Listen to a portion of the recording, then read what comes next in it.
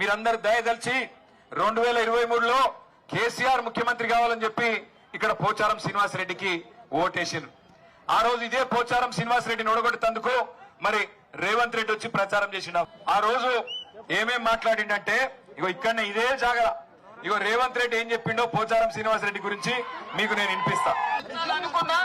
ఆయన కొడుకులు తలా ఓ దిక్కు ఇవాళ వాళ్ళ గురించి చెప్పాలంటే ఒక ఆంబోతులు ఎన్నుకుంటే అచ్చోసిన దున్నపోతులు మూడు, ఒక ఆంబోతు 2 దున్నపోతులట.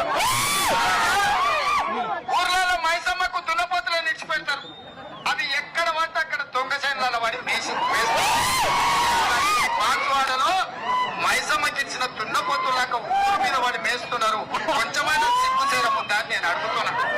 ఇవాళ పోచారం శ్రీనివాసరెడ్డి గారు, నేను శాసనసభకు స్పీకర్, 119 మంది ఎమ్మెల్యేలను నియంత్రించాల్సిన బాధ్యత మీ మీద ఉంది. దాన్ని తప్పితే దారిలో పెట్టాల్సిన బాధ్యత మీద ఉంది. 119 సంఖ్య దేవుడెరుగు అచ్చోసిన ఆంబోతులాకున్న నీ 2 కొడుకులను నియంత్రించలేవా? ఇక్కడ ఇసుక దోపిడీ మీదే, కంకర దోపిడీ మీదే. ఎవరు ఇల్లు కట్టాలన్నా ఇటుక మీ దగ్గరనే కొనాలి, కంకర మీ దగ్గరనే కొనాలి, సిమెంట్ మీ దగ్గరనే కొనాలి, కమిషన్లు మీకే ఇవ్వాలి.